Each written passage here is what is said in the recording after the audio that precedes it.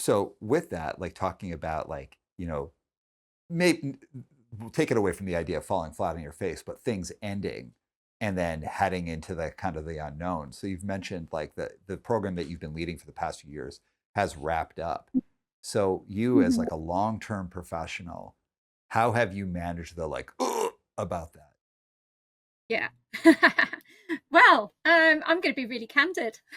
Yeah. So, yeah, I mean, as I say, I was given the news in the first week of August. We'd already sort of, had a fairly transparent message from the very, very top at the beginning of the year that there would be a number of like hundreds of layoffs company wide. That number is, a bit larger than was initially expected. So in the corporate world, I've basically been thinking, okay, I work for a public company. That means I live my life quarter by quarter. Am I safe this quarter? And that has been hanging over me, I guess, in any sort of public company I've worked for, but especially with a new leader at the helm at Warner Music Group. And I've thought, well, this is the reality. I can't change the reality. So, yeah, I sort of thought, all right, the first wave of layoffs at the start of the year, and then another in the next quarter. I paid attention to all of the public earnings calls. I was one of those few people that would religiously dial in and listen along, looking for patterns, clues, where's the company headed? How can I keep positioning the program as something that is really crucial to the success within the marketing departments for the artists? And then, at the end of the day, it's like with most of, a lot of the jobs in marketing are the ones that have been eliminated. So it's kind of like, well, there was only so much I could do there to keep positioning Warner Music U. So receiving the news early August. So, it works in that typical way where you get a calendar invite and it's your boss and then HR is sitting next to you or next to them. So it was obvious what was happening. I have a really good relationship with my boss, by the way. So he was the one delivering the info. Um, and it was just, yeah, I was immediately in tears, just like, oh. Even though in some ways it's crazy because I've kind of stayed quite rational throughout the whole, like, oh, we get a new CO, then changes are afoot, right? I stayed really rational. But then when I got the information, it just hit me. So I signed out for the rest of the day. I cried and cried and cried. The next day, it was like, right, time to take action. And the first thing I did, because I was actually in the process of hiring the new rep team to start in the fall semester. So I was really in the thick of the recruitment process. So the first thing I did was I got with my direct report because she was also affected and came up with a game plan and said, look, we first have to make sure that the team's going to be okay, and then we'll deal with what we do. So the team first. So we made a mandatory call to speak with the existing team members around the US, and we said it was really important that we had to speak with them. And then I delivered the message, reassured the team that they were all still on until the end of the year, and that it would be quite, a special situation for them because it meant that they would be in the final cohort of the program, like the last one ever. So, the responses from these young people were just amazing. They were like, yeah, great, let's do this. We're going to make the most of it. And some of them were saying that it was exciting because who knows what's next for them? Who knows what's next for their manager? Um, so I was really, buoyed by their enthusiasm there. And then the next step was to make a round of calls to the reps that had just been receiving their employment offers, who were due to start in the fall semester. Because in those interviews, we didn't know that that would be the end of the program, that it would be the last cohort. So I just made it a priority to make sure that we spoke to each individual new hire who was due to start and just give them, a bit of a background as to what was going on, how this happens in the corporate side of the business, And then, yeah, again, the response was very similar. That they were excited that they were part of the final cohort and they were going to make the most of it. So in that sense, I'm quite proud of how I handled it, because I gave myself that space to sort of grieve a little bit, then do the very urgent stuff, which was handle the communication. And then I was able to take a step back and start thinking, right, okay, here's my time frame. I'm just establishing myself in the US in the music business because I've only been here a couple of years. There are lots of people that I can be having coffee with, having a chat with, letting them know that there's this situation and so on and so on. So thankfully, I've had a great sense of community among the people that I've met in the industry so far. And so many people have been fighting my corner and saying, I'm on Team Kathi, let me know how I can help. I'm so, so grateful for it. And even introductions to people that were slightly outside of my network that I've had conversations with. So yeah, it's been a real grind because I've been doing that outside of actually running the program as well. So throughout September and October, I was just wiped out, having so many conversations, looking for roles, with many other people in the same boat, also looking for work in the music industry, if you're working in marketing, if in the tech industry, there have been a number of layoffs. And of course, nowadays, the music industry is in that intersection of tech and music. So it's tough out there. But as I say, I'm really grateful for all the support I've had along the way. And the fact that there are things that are turning into something. So stay tuned. Yeah. Very, very, very thankful. Yeah, that was it. But, I'd also, keeping in mind the fact that I'd learned how to deal with burnout in a previous life, I also figured, okay, Thanksgiving break. Me and my boys, so my husband and my stepkid, we're going to England to see my family for Thanksgiving. I'm going to work hard up to that point on trying to secure my next gig, while simultaneously doing my job. And then as soon as we are on that plane and we land in London, that is it. I'm not going to do anything more. I'm just going to leave it. I've sown some seeds. I need to be fully present and enjoy my time over there. And yeah, I'm really grateful I did that, because taking that time was really helpful. And also, it's the way I want to handle these things. I want to make sure I have balance in my life, and that I'm doing, that I'm not sacrificing so much that it's affecting my home life and my family. So yeah, that's kind of how I've handled it, and I'm just thankful that I'm landing on my feet, it seems, this time. Well, and thank you so much for sharing that, because I know it's like vulnerable and like difficult to talk about. And I just really, A, like, I know great things are ahead. And B, I think it's really important for people to hear about someone who's like a tenured professional who is going through it and has kind of figured out how to take care of themselves. What pieces of advice do you have for someone, and they could be at any stage of their career, who have found themselves unexpectedly in a position where their job is wrapping up? I know it's hard, but somewhere look for that silver lining.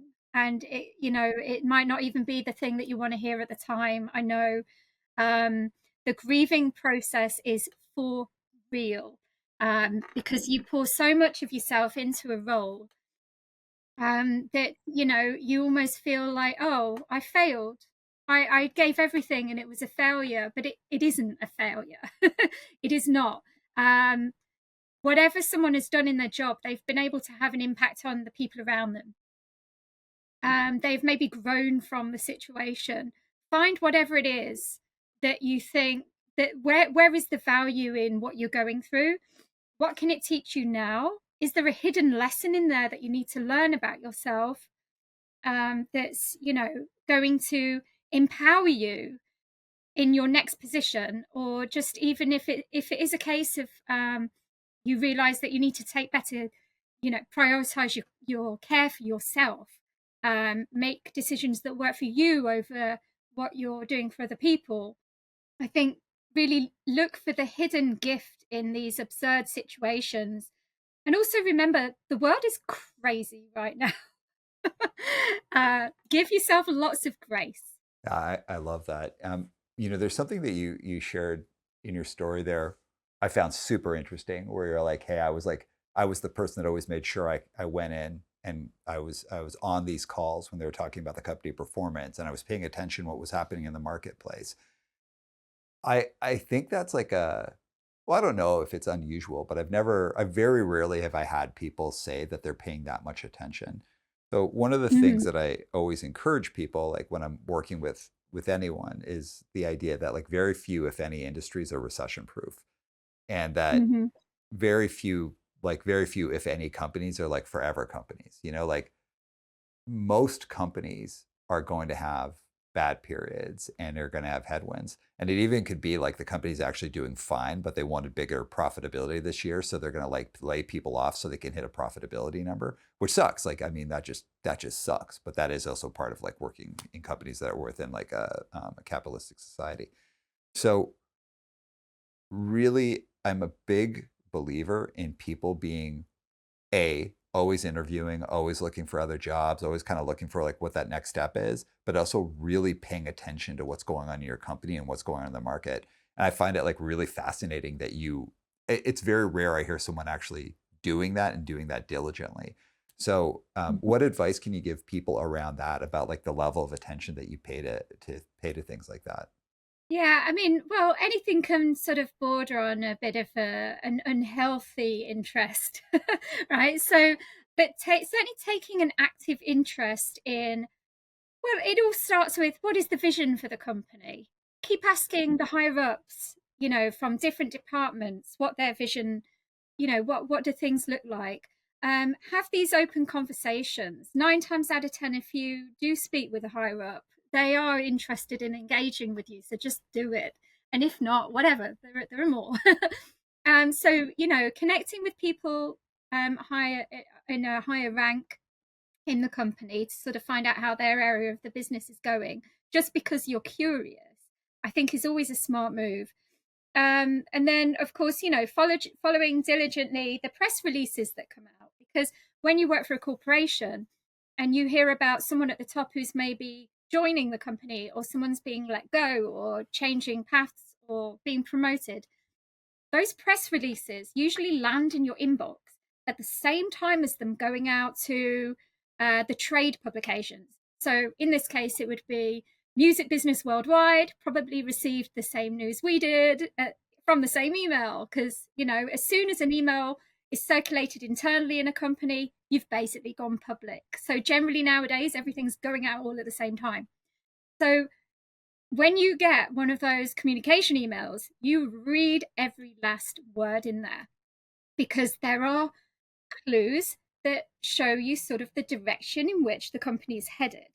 And I have found it fascinating, again, being objectively, even though it affects my job, being objectively sort of, or following objectively what the changes are at Warner has been really fascinating for me because it's raising bigger issues as to, oh, how is the industry at large changing? So, I don't know. Of course, when you sort of that you're out of a job, that is tricky. But it's interesting as well because you still see yourself as being involved in the industry. So it sort of gives you a bit of an inkling as to, well, if the majors are doing this, they're trying to sort of pull the company into this direction. What does that mean for the artists? What are the other majors doing? How are the indies reacting?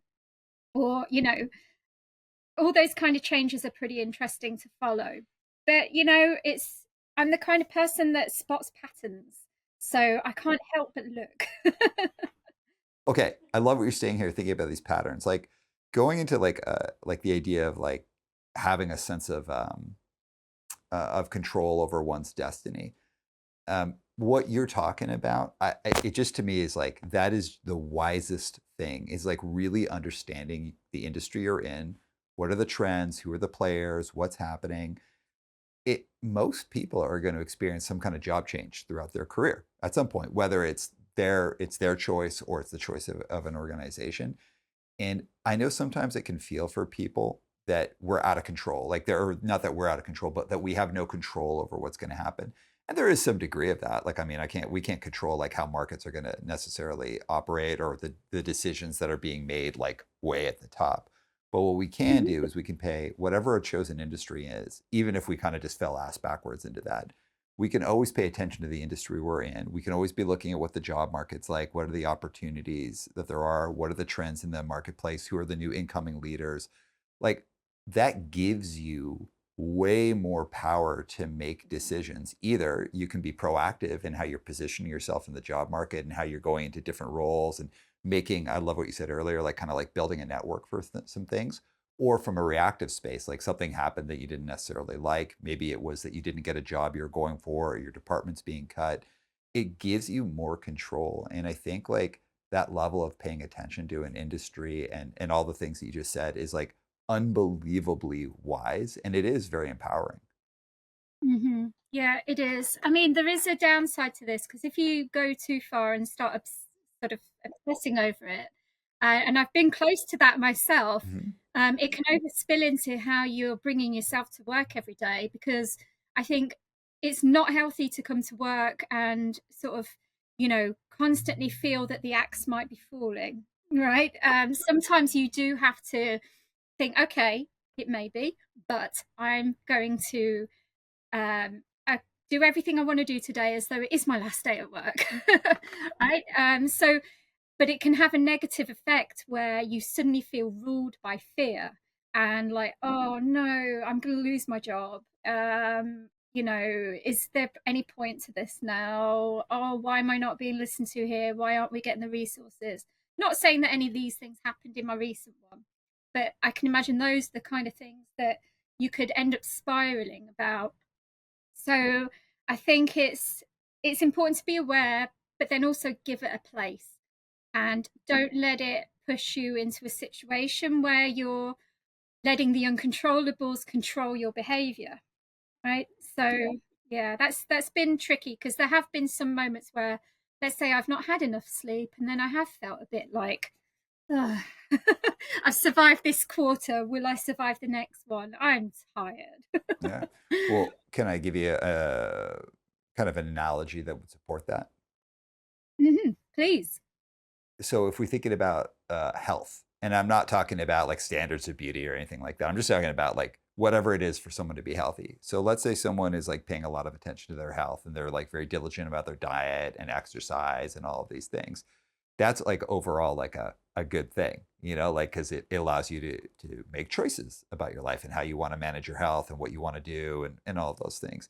But also it's like if you become obsessive about it, if like every single time you've got like 5 minutes to yourself, you're like busting out 30 squats and like you're like overtly focusing on your caloric intake and like all of these things. It's Mm, unhealthy and it's like an anxious space. I'm a huge believer in really empowering yourself by paying attention to things and learning about things so you can make the right choices that put you in the right positions in life. Whether it's from like a health perspective or a career perspective, or actually that kind of crossroads between the two, which is like, yeah, like if you learn a lot about your industry and you're like always looking at trends, it can spin you into like an anxiety fear space. However, if you also have a good practice of managing your mental and physical health, that should help take that edge off and create a good balance. Knowing mm, too much about anything, of course, has that element of where you might just be obsessing about it at 3 in the morning, like for sure. However, I think if you take like really good care of yourself, physically and mentally, take good care of yourself, and you know what that means for you because it is slightly different for everyone. Plus, you're like highly informed on in your business space. I think it just brings you the highest level of competition where you're ready to compete and do your best in every situation, knowing that like, yeah, this mhm. job could go away like today or tomorrow or a month from now. I just want to be positioned the right way. Yeah, in and also the analogy is just spot on. And then also in very simple terms as can be, it's just knowing the game, knowing the rules of the game that you're playing, including the ones that are a little more covert. And it's your job to find out in order to understand how the game is played. Yeah. And I love that you just said how the game is played because again, if I want to go to like a hardcore reference, we go to the Unity 7 inch. It's like the game. It's like, yeah, life's a game that can't be won. Like but it's true. You got to play, right? Okay. Yeah. So listen, we're heading towards the wrap up. This has been like a super fun conversation. Before we go into the crucial three, is there anything that you want to add in? Any ideas you want to talk about? Anything you want to ask me? One thing I will say, Aram, something that really helped me was this. There was a little piece that came by. It was the shortest little snippet, and it was the ABC method of answering questions. Oh yeah. And I realise I am still not very good at this because you've just heard all my verbose answers. But it still sticks in my head. And when I can be really conscious about it, I've been finding that I can use that method so easily in the work sense, in the professional environment. And the ABC being like, you a quick answer to a question. So it's usually yes or no. And then the bridge and then the context. So I was wondering, yeah, do you have other tips? Because something that I do want to keep improving are my communication skills. So I'm wondering if there are other tips out there that I can look up and do a bit of homework and figure out. Totally. So could I give you one that connects to that about how and when you use it? Yes, please. All right. So there's three kinds of conversations. There's like low stakes conversational conversations. There's high value conversations, and then there's high stakes conversations. And those are three different kinds of conversations that all professionals have like all the time throughout their week. And this is what the conversations are, and this is how you'd use the answer pyramid, so that ABC model. Mm-hmm. So a low stakes, or what I call a conversational interaction, is with people who you interact with all the time. So it's usually like your boss or your team, like people that you're like frequently speaking with. When people frequently speak with each other, so they're in a lot of communication, they usually norm to each other's communication style. So some people are ultra direct, and sometimes people get feedback at the workplace that they're too direct, you know? And Mm-hmm. sometimes people are more verbose, and they kind of back their way into an answer. Well, both are relatively fine if you're interacting with the same people all the time because you kind of normed to each other's style, so you know what to expect from each other. So someone who's really direct, someone who works with someone like that, is very likely to not take it personally or not find it jarring because you're used to it, versus someone who's really verbose, and you're kind of going to be a bit more patient there. So in a low stakes conversation, where you're with people that you work with all the time, you apply the answer pyramid 20% of the time. So if you think you get asked 10 questions by someone, you only have to do it for two of those questions. And when I say 20%, it's that in most business conversations, there's usually at least two ideas where it's super important that you're clearly understood.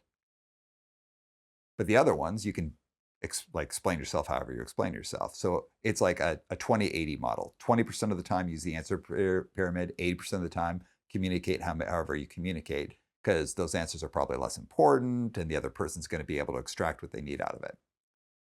For a high value conversation, this could be with people that you work with all the time, except now you're talking about something that's super important. There's an urgency with the conversation or a specificity that's required. However, when we think of high value conversations, it's not that they're not usually with people that you work with all the time, but more often than not, it's with people that you don't work with all the time. It's with like more senior level leaders, or it could be client facing, or it could be people from other business units. So people who we don't spend that amount of that much time with, who haven't normed to our style, who we have very little time with because we don't see them all the time, and it requiring us to be very specific. Or it Mm-hmm. could be with people we work with all the time, but what we're talking about has a high level of urgency. In this space, it matters more that you use the answer pyramid because you're trying to give high value and your audience is trying to extract high value. They want high value and you want to deliver high value. So here you should be using a 50-50 model. It's like at least 50% of the time, use that answer pyramid because it Mm-hmm. matters that you're delivering that value. And then the last one is like high stakes. And a high stakes conversation is one, and it's super easy to know you're in this. There's something to win or lose as a direct result of this conversation. I'm either going to get this job or not get it out of this interview. I'm going to get the sale or not get it out of this conversation. We're going to get funding for this project or not get it as a result of this conversation. So in a high stakes conversation, you apply an 80-20 model. 8 out of every 10 questions you ask, you're doing it using the answer pyramid.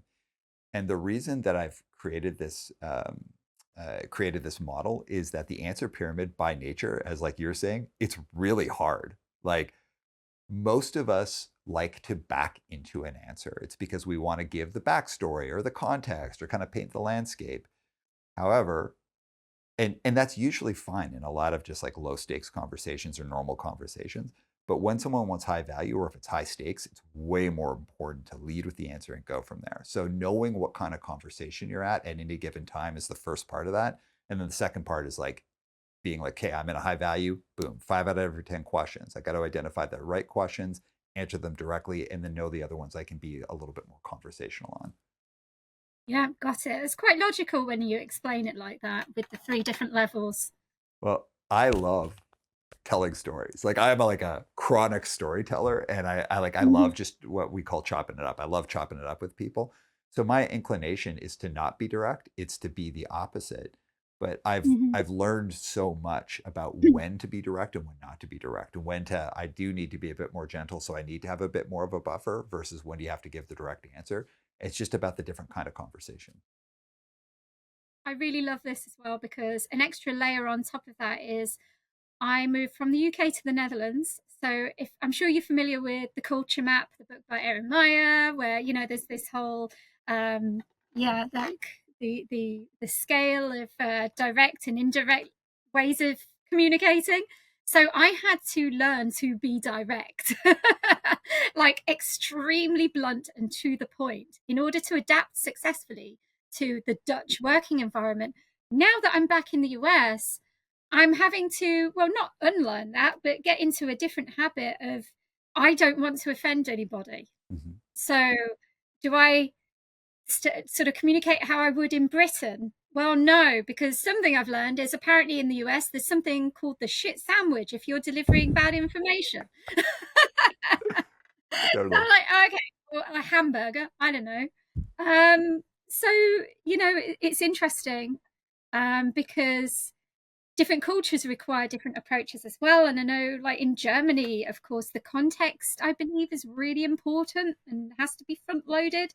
So yeah, it's just so I find it so fascinating, but to the point where I'm I still feel I'm sort of refining my own verbal communication a bit, like getting used to being in a different environment.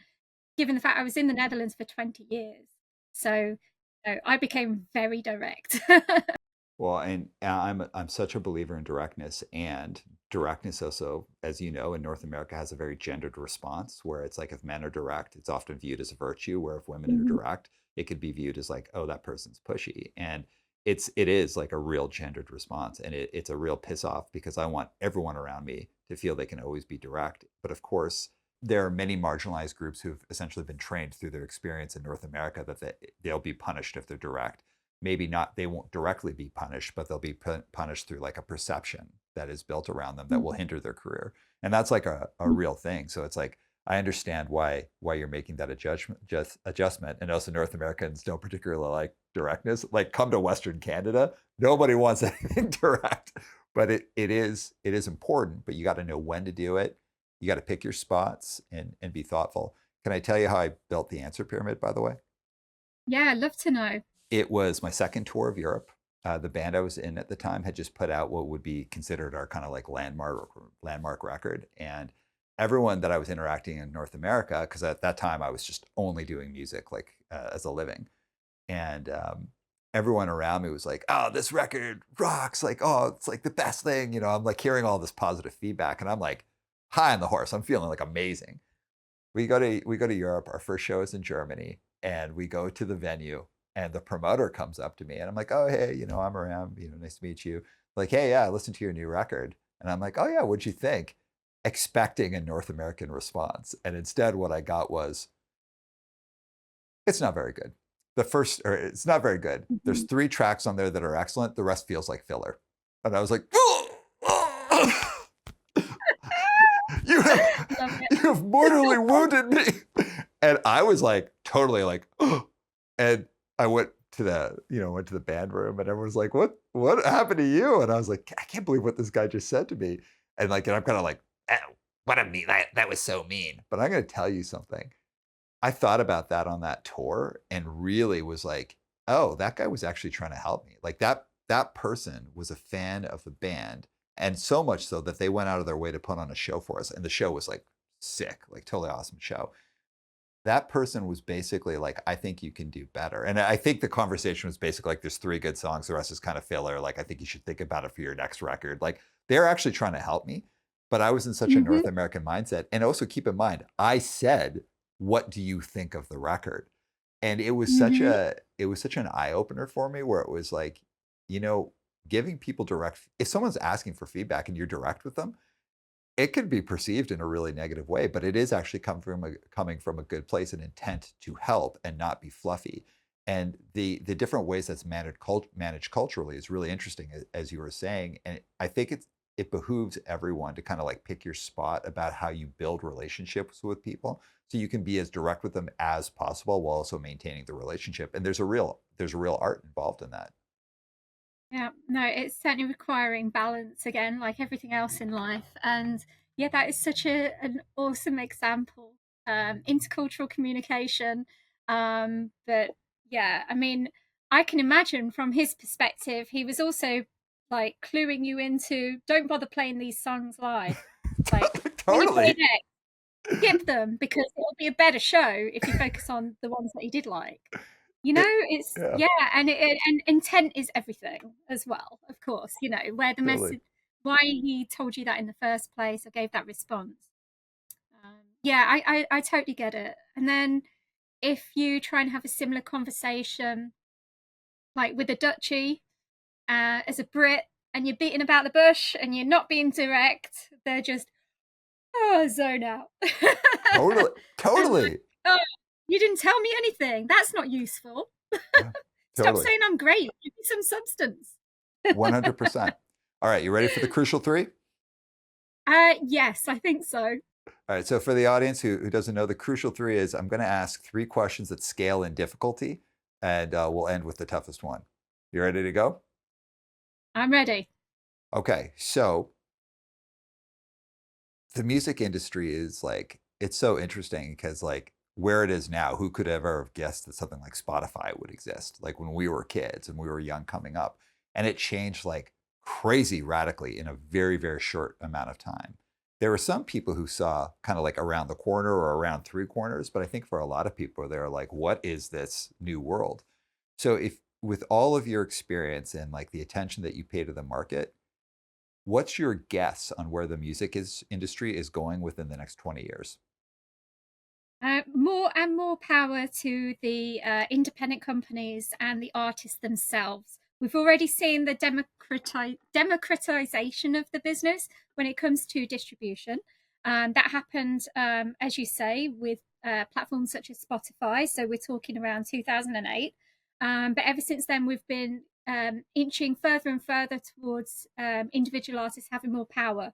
And when I say power, it's in terms of how they are able to communicate with and engage with their fans and the communities that they create online around the world. So I think that is the trend that we'll see. Of course, it'd be remiss of me not to mention AI.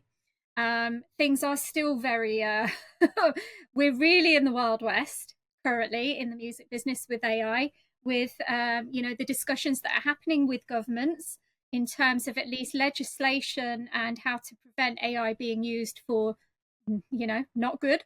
And I think there is a risk there, obviously, for all songwriters around the world, but it's sort of like, how far will we go? I cannot see around that corner. I just hope that a lot of these artists are protected from the effects of it, and that the AI is not something to be feared per se, but will actually enhance some of the nuts and bolts of the business. But not the art. The human will still be important. We're not going to replicate real intimacy or humanity, and or human artistic creations. So on that, it remains to be seen. Wish I had the answer, but for now I'm trying not to be too fearful of AI ruining too much of what we enjoy about the medium of music. Ooh, that's a good one. That was a really good answer. All right, second question for you. Based on what you just said and the volatility of the music industry and like how it's like rapidly changing and different, why would anyone coming out of college or just starting their professional career, why would anyone choose music as a career? Because they are passionate about music and the effect that it's had on them personally, to the point of them wanting to really make a mission out of bringing amazing music to people who will also, have a similar emotional response to the art form. I think you 9 times out of 10, and you've probably experienced this with all of the people that you have spoken with in the music business, we do it because we love it. The passion is really important. There's just something in the DNA of the music people at these companies where I think it's the same as if you ask anyone why they would get into the art side of the industry, like fine art or anything similar. There will always be people that are sort of wanting to skim the cream off the crop with maybe trading rare pieces of art to make a buck. But at the core of the industry, you'll find those passionate people that feel that it speaks to them on such a strong level that it's something they just can't shake, even if they try other industries. They're like, well, it's my passion, it keeps pulling me back. Okay, I love that. Great answer. Okay, this one is the hardest of all of them. So there was a photo book that came out in the 90s called The Unheard Music. And I think it was by someone named Chrissy Piper. I can't quite remember that part of it. But Aaron Comabus did this intro talking about like how he had this box of demo tapes from bands that he collected over the years through his tours of these bands that never had a record, nobody remembers, but he kept these demos because they were the best demos. And he was like, nobody remembers these. Like there's like 100 of these demos. This is the unheard music. These are like the best bands that nobody has ever heard of. So what are 3 bands that you have come across in your travels where you're like, this band never got its due, but this is the best band? Oh my word. Okay, first one off the top of my head. They sort of did get the due because they were members of Bane, and that was this band Silent Drive that Mm. existed for a hot minute. They put out an album around 2004-ish off the top of my head. And when that came out, I was label manager for Revelation at the time. So I got all those releases ahead, and it was on Equal Vision, I remember. So I listened to everything that came my way. And that one, I was just immediately hooked and played it to death. I will still play that record today, and it evokes the same feelings as when I first heard it. The production is amazing. It was just incredible. Um, Glad to see that they did some reunion shows. I even flew from the UK to CBGB to see them because they were supporting Bane years ago, 2005, I think. So that was one. And although they were Bane associated, they're still not sort of as well known if you mention it to at least in Europe or whatever. So that was one. I'm gonna jump over to a band I saw at the weekend, who a lot of my friends already knew, but they are very tapped in. And that is the most ridiculous band name. They're called Yambag, and they're from Cleveland. And they were the kind of brand of hardcore punk where you were just standing there in awe at the I know this is antithesis to punk, but the musicianship, Mhm. the drummer specifically, it was just crazy. I saw them in Philadelphia on Saturday night, bought the record. Record's brilliant as well. All the songs are really important for 2025. Lots of socio-political commentary. Just like, oh, the shock that you need. Like, you don't need the coffee in the morning. It's just, yeah, just so good. So, Yambag, crazy name, crazy, amazing band. Can I, And sorry to interrupt for 1 second. I know this is good because Mike, our engineer, as soon as you said it, started pumping his fist up and down in the air when you said yambag. And then when you said the musicianship, he started playing air guitar. So I can tell this is good. well, air drums, please. See Okay. how you go. Oh, he's going now. Yeah. And then, I mean, oh, there are countless. Honestly, I don't know how far back to dig into my mind. So I think I'm going to have to default to a current one again. And that's this duo from New York called Strawman Army, who have such a cool, unique sound. They're from the DIY scene. Um, the music it's not like in your face raging hardcore punk by any means. But the way, if you listen to their records, you can't believe it's just a duo. And really quite atmospheric, but still up tempo as well. Not raging, but up tempo. I don't remember what label they're on or if it's self released or what, but yeah, Strawman Army. Heck yeah. Um, yeah, they're my that's what's at the top of my brain at the moment. Heck yeah. Awesome. Well, listen, this was super fun. Anything you want to add in before we close off? No, I think I'm good. Thank you, Ram, for listening to me ramble on. Something I'm working on. It's been an absolute pleasure to sit with you and chat. Yeah, it's just been really fun to take this moment, as I say, and reflect on the crazy few months I've just had and look back. And yeah, it's just been a really, really good moment for me to do this. So thank you. Oh, thank you. This was super fun. And also, like, huge kudos. Like, I've been in the position before where I was suddenly without a job. And like, that was the scariest. What it wasn't the scariest moment of my life, but it was right up there where I was like, "Oh my God, what Hmm. am I gonna do?" And it led me to like Yep. the greatest thing ever. So I loved what you said about like just finding that silver lining as you can, because like, yeah, it sounds kind of corny, but actually no, like Hmm. it is a thing, and most people Hmm. are going to have some kind of experience with that. And I really loved how you talked about all those things, like prepping for it, thinking ahead, like being ready there.